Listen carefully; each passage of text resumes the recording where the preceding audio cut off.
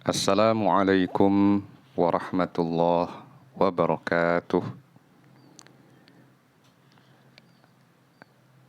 Alhamdulillahi rabbil alamin. Hamdan kathiran tayyiban mubarakan fih kama yuhibbu rabbuna wa yardah. Wa ashhadu an la ilaha illallah wahdahu la syarika lah. Wa ashhadu anna Muhammadan abduhu wa rasuluh. Allahumma salli ala nabiyyina Muhammadin wa ala alihi wa ashabihi wa man tabi'ahum bi ihsan ila yaumiddin. Para pemirsa sekalian, alhamdulillah kita akan melanjutkan pelajaran bahasa Arab, pelajaran nahwu dari buku Panduan Mudah Memahami Bahasa Arab karya Abu Uthman Kharisman. Kita akan melanjutkan pembahasan tentang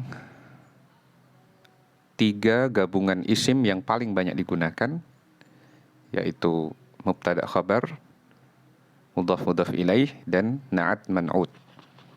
Kita akan membahas al-idhafah atau mudhaf dan mudhaf ilaih. Al-idhafah adalah hubungan 2 isim yang ekivalen dengan penggunaan salah satu huruf jar. Li, untuk atau milik, min, dari, fi, dalam atau di, ka, seperti. Namun lebih banyak bermakna kepemilikan atau untuk. Banyak yang bermakna li, ya.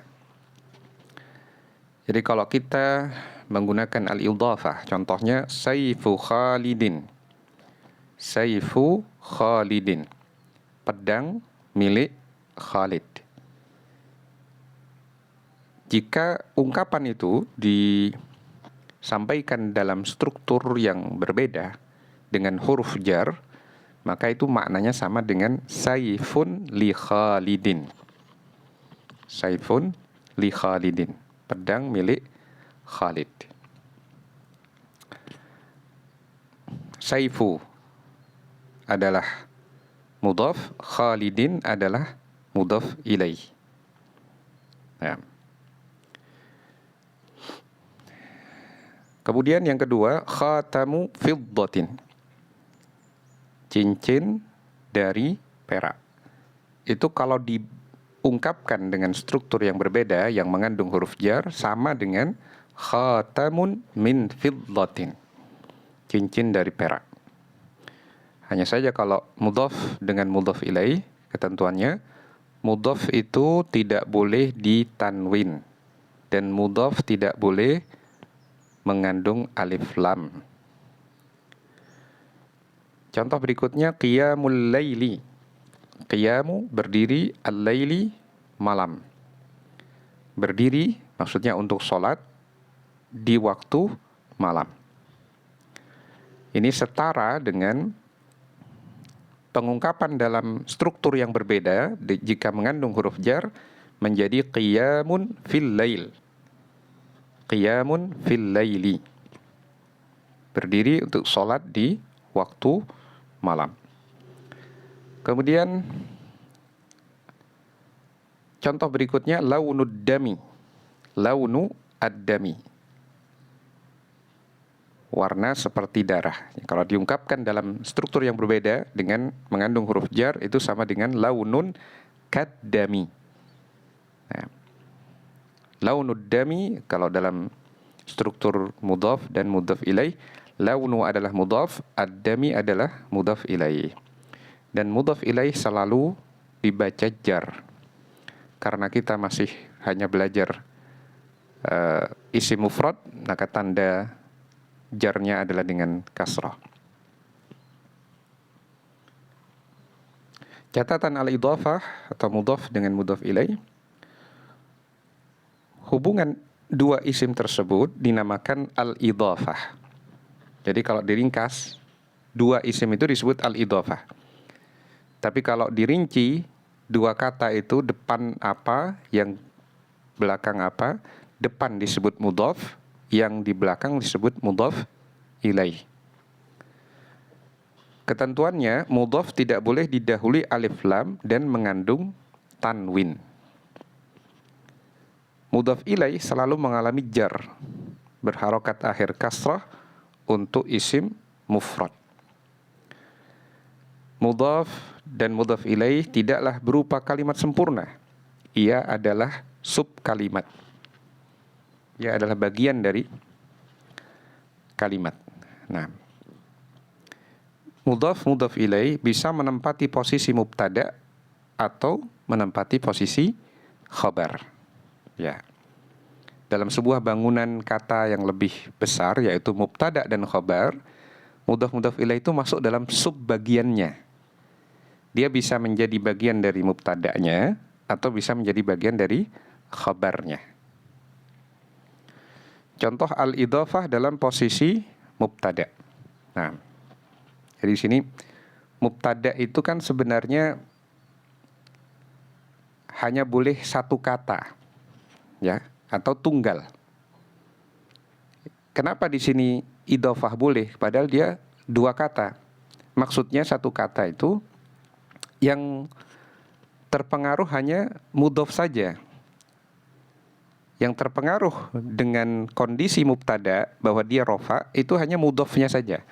Kalau mudhaf ilaihnya dia harus jar. Jadi yang dihitung cuma satu sebenarnya. Dari sisi keterpengaruhannya. Nah, jadi sehingga al-idhafah itu boleh menempati posisi mubtada. Contoh, Baitu Abbasin jadidun. Rumah Abbas baru.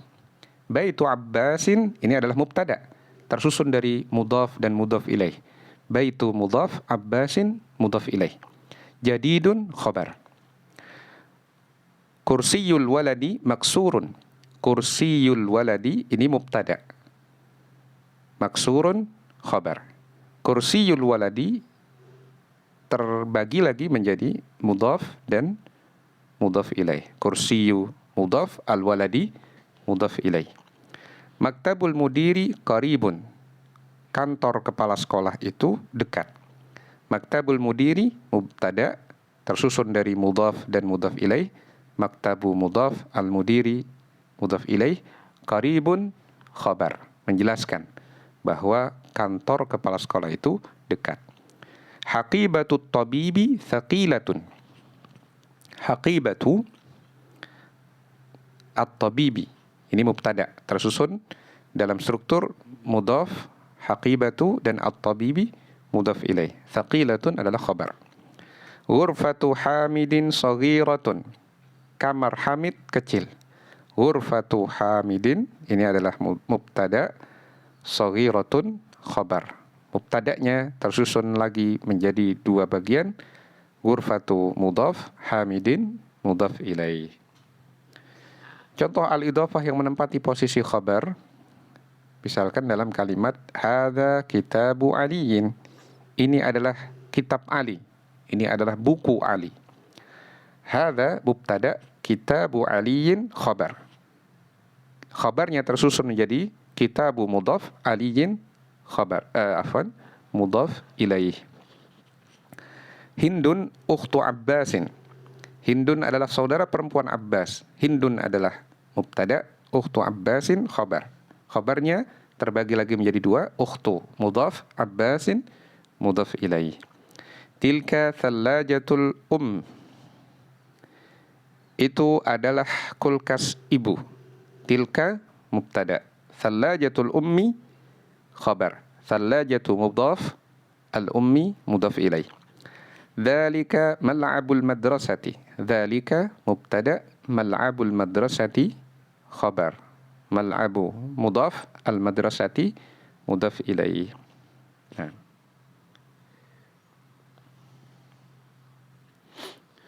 Kemudian kita akan berkenalan dengan dzarf makan, keterangan tempat. Ada banyak dzarf makan, kita kenalkan beberapa saja yang juga termasuk sering digunakan. Contoh, inda artinya di sisi. Huna di sini. Hunaka di sana. Baina di antara. Fauqa di atas. Tahta di bawah. Khalfa di belakang. Amama di depan. Semua kata benda yang berada setelah dzarf makan akan mengalami jar, yang dalam hal ini berharokat akhir kasrah ya untuk isim mufrad karena terhitung sebagai mudhaf ilaih. Dzarf makannya itu seakan-akan mudhafnya. Kata setelahnya seakan-akan mudhaf ilaih. Contoh penggunaan dzarf makan dalam kalimat. Al-mudarrisu indal mudiri. Al-mudarrisu guru itu indal mudiri di sisi kepala sekolah. Al-mudarrisu mubtada indal mudiri khabar. Yang khabarnya itu adalah berupa dzarf makan. Dzarf makan diikuti dengan isim setelahnya, ini disebut syibhu jumlah. Syibhu jumlah. Ya. Syibhu jumlah itu hanya bisa berlaku untuk khobar.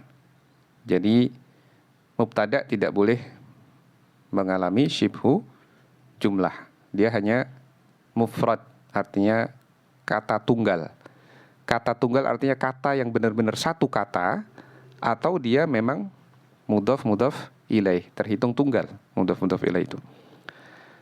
Kemudian contoh berikutnya as-sa'atu fawqal khizanati. As-sa'atu jam itu fawqal khizanati, di atas lemari. As-sa'atu mubtada fawqal khizanati khabar berupa syibhu jumlah terdiri dari dzarf makan dan isim setelahnya. Al-kubu huna, gelas di sini. Al-kubu mubtada, huna khabar. Al-qittu tahtal maktabi. Al-qittu mubtada tahtal maktabi khabar yang merupakan syibhu jumlah. Dzarf makan dan kata setelahnya. At-tuffahu hunaka. Apel itu di sana. At-tuffahu mubtada hunaka khabar. Ini kita perjelas lagi bagaimana struktur mubtada khabar. Khabar itu bisa berbentuk apa saja. Mubtada bisa berbentuk apa saja. Khabar bisa berbentuk jumlah atau syibhu jumlah. Bentuk khabar tunggal satu kata. Contoh kalimatnya as-sayyaratu kabiratun. As-sayyaratu mubtada, kabiratun khabar. Khabarnya hanya satu kata, kabiratun saja. Ingat, mubtada dan khabar adalah pasangan kata yang khabar mengikuti mubtada dalam hal jumlah bilangannya kalau satu, mubtadanya satu, khabarnya satu. Kalau jenisnya mudzakkar, khabarnya juga mudzakkar. Kalau muannas juga muannas. Kemudian khabar bisa berbentuk tunggal dalam struktur idhafah. Contoh, hadza miftahul babi. Ini adalah kunci pintu. Hadza mubtada, miftahul babi khabar. Khabarnya tersusun dalam bentuk idhafah. Miftahu mudhaf, al-babi mudhaf ilaih. Ini masuk kategori tunggal ya sebenarnya, karena yang dihitung hanya mudhafnya saja. Khabar juga bisa berupa syibhu jumlah dengan huruf jar. Contoh, al-lahmu fis thallajati. Al-lahmu daging itu fis thallajati di kulkas. Al-lahmu mubtada, fis thallajati khabar dalam bentuk syibhu jumlah, susunannya adalah huruf jar dengan isim majrur. Contoh berikutnya, syibhu jumlah, bentuk khabar yang lain, syibhu jumlah dengan dzarf makan. Contoh, al-miknasatu khalfal kursiyyi. Al-miknasatu sapu, khalfal kursiyyi di belakang kursi. Al-miknasatu mubtada, khalfal kursiyyi khabar. Khabarnya berupa syibhu jumlah dengan dzarf makan. Dan khabar juga bisa berupa jumlah. Jumlah itu kalimat lengkap. Nah, Jumlah yang berbentuk mubtada khobar. Jadi khobar itu dipecah lagi, dia jadi kalimat sendiri. Susunan kalimat sendiri. Contoh, Zaidun ukhtuhu tabibatun. Zaid, ukhtuhu tabibatun, saudara perempuannya adalah seorang dokter. Zaidun, ini mubtada, khabarnya ukhtuhu tabibatun. Saudara perempuannya adalah dokter. Zaid itu, saudara perempuannya adalah dokter. Zaidun mubtada, ukhtuhu tabibatun khabar. Khabarnya adalah merupakan jumlah berbentuk mubtada dan khabar. Ukhtuhu mubtada, tabibatun khabar. Nah, kemudian khabar juga bisa berbentuk jumlah dalam struktur fi'il dan fa'il. Contoh, Aliyun qama abuhu. Aliyun, Ali adalah qama abuhu, yang ayahnya berdiri. Nah, ketika ada seorang tidak terlalu mengenal Ali di antara para santri misalkan, kemudian ada deretan ayah dari santri-santri itu, sebagian dia kenal dengan ayahnya tapi tidak kenal dengan anaknya. Maka kemudian ketika masing-masing anak bertemu dengan ayahnya, dia bertanya, mana yang Ali? Ya, Ali adalah yang ayahnya berdiri. Nah, sedangkan yang lain itu yang ayahnya sedang duduk, misalkan. Aliyun qama abuhu. Ali adalah yang ayahnya berdiri. Aliyun mubtada, qama abuhu khabar. Khabarnya tersusun dalam bentuk jumlah. Dalam struktur, qama adalah fi'il, abuhu adalah fa'il. Fi'il, kata kerja, dan fa'il, pelaku. Nah, ini untuk khobar. Ya. Sedangkan mubtada hanya berbentuk tunggal, baik satu kata atau dalam bentuk al-idhafah. Al-idhafah terhitung tunggal karena yang dinilai hanyalah satu kata di depan, yaitu mudhaf saja. Kemudian latihan memberi harokat dan menerjemahkan. Ya. Di sini ada 5 soal, silakan dikerjakan. Saya akan memberi jawaban 1 soal saja, yaitu soal nomor 3. Bacaannya, harokatnya adalah madrasatu aliyin qaribatun minal masjidi. Madrasatu aliyin, sekolah Ali, qaribatun, dekat, minal masjidi, dari masjid. Nah, berikutnya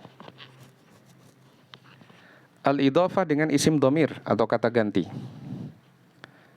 Ya, ada 14 isim dhamir.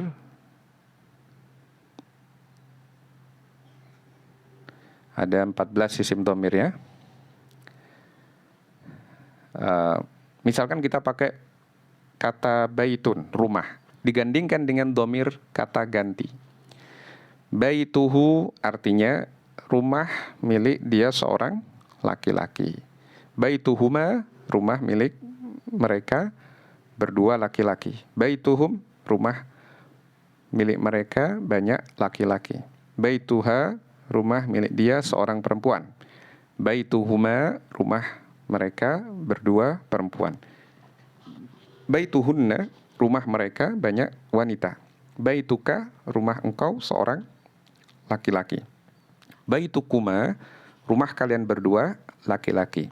Baitukum, rumah kalian banyak laki-laki, maksudnya lebih dari 2, jamak.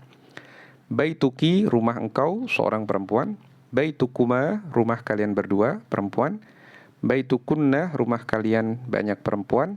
Baiti, rumahku. Baituna, rumah kami. Contoh kalimat idhafah dengan isim dhamir. Ummuhu tabibatun. Ummuhu tabibatun. Ibunya adalah seorang dokter wanita. Ummuhu mubtada, tabibatun khabar. Ummuhu itu adalah mubtada yang tersusun dalam bentuk mudhaf dan mudhaf ilaih. Tapi mudhaf ilaihnya adalah dhamir, kata ganti. Kemudian contoh kedua, abuhuma tajirun. Ayah mereka berdua adalah seorang pedagang. Abuhuma mubtada, tajirun khabar. Abuhuma mubtada ini tersusun dalam bentuk mudhaf dan mudhaf ilaih. Mudhafnya abu, mudhaf ilaihnya adalah dhamir huma. Nah, contoh yang ketiga, akhuhum imamul masjidi. Akhuhum, saudara laki-laki mereka, imamul masjidi adalah imam masjid. Akhuhum mubtada, imamul masjidi khabar. Jadi perhatikan di sini baik mubtada maupun khabar strukturnya adalah mudhaf dan mudhaf ilaih. Akhuhum mubtada tersusun dalam struktur mudhaf dan mudhaf ilaih. Mudhaf ilaihnya dhamir hum. Imamul masjidi ini khabar tersusun dalam bentuk struktur mudhaf dan mudhaf ilaih. Imamu mudhaf, al masjidi khabar. Zawjuha tayyarun. Zawjuha suaminya adalah tayyarun pilot. Zawjuha mubtada, tayyarun khabar. Mubtada'nya tersusun dalam struktur mudhaf dan mudhaf ilaih. Zawju mudhaf, ha adalah mudhaf ilaih dalam bentuk dhamir. Madrasatuhunna qaribatun min baitina. Madrasatuhunna adalah mubtada, qaribatun min baitina adalah khabar. Madrasatuhunna ini mubtadanya tersusun dalam bentuk mudhaf dan mudhaf ilaih. Madrasatu mudhaf, hunna mudhaf ilaih dalam bentuk dhamir atau kata ganti. Nah, ini pembahasan kita tentang al-idhafah di video bab 4 bagian yang kedua. Bagian yang ke-1 kita telah membahas perkenalan mubtada khabar. Bagian yang ketiga insyaallah suatu saat kita akan buat video tentang penjelasan na'at dan man'ut. Semoga bermanfaat dan semoga Allah memberikan keberkahan atas ilmu kita. Subhanakallahumma wa bihamdika asyhadu an la ilaha illa anta astaghfiruka wa atubu ilaik. Wa sallallahu wa sallama ala nabiyyina Muhammadin wa ala alihi wa sahbihi ajma'in. Wassalamu alaikum warahmatullahi wabarakatuh.